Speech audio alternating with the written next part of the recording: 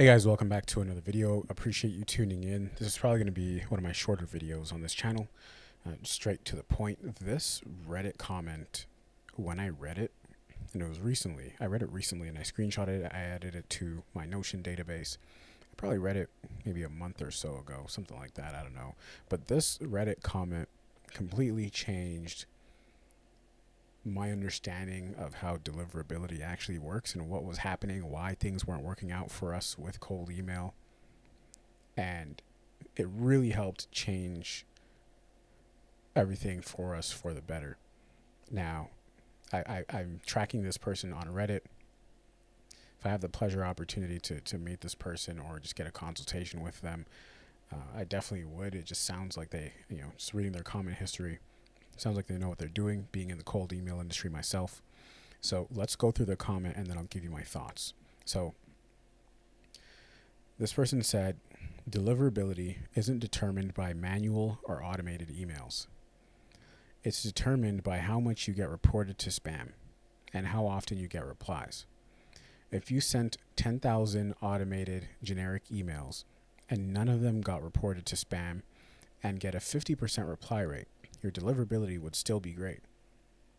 If you sent 1,000 manual personalized emails and 20% got reported to spam while getting a sub 1% reply rate, your deliverability will be awful and you'll start going to spam. A lot of you guys have a fundamental, and this was me, a lot of you guys have a fundamental misconception of deliverability. You think it's about multi-inbox or multi-domain or automated versus personalization. Those are symptoms. You need to address the disease. This is why the vast majority of cold emailers can't get results. Y'all refuse to acknowledge this concept.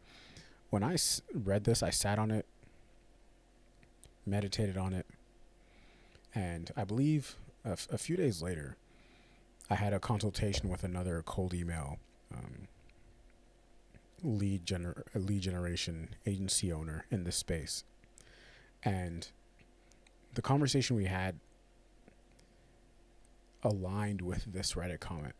And when I went back to the drawing board and reevaluated how I was approaching deliverability, everything about this comment made sense. Like everything about this comment proved to be true. So one thing that I used to do that a lot of people do with cold emails, they obsess over the spam words or they obsess over the amount of emails sent per day or whatever it really is.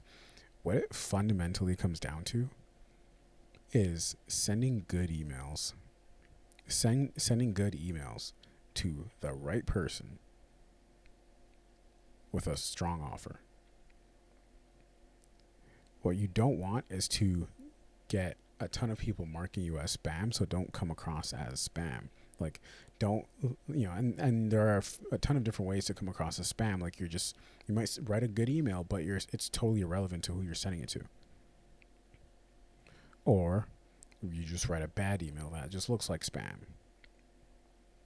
But you can write the copywriting could be a 6 out of 10, a 5 or 6 out of 10, but the offer is so strong or so relevant to the person you're sending it to that the copy really doesn't even matter. And so one of my most successful campaign broke a lot of the rules and trends we're seeing now in email copywriting, where it has to be super short to the point. So this comment right here, I attribute a lot of our agency's success and how we've been able to turn things around to this, right? When you're sending out your emails, just try and look at these emails and ask yourself, how do I not sound like a spammer, right? And just be human, just be honest. If you have to go above the 50 word count, do it. If it means you can communicate what you're offering properly,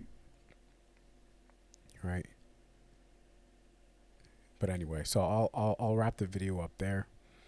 Deliverability isn't determined by, your sending structure or anything like that, or whether it's automated or you write them manually.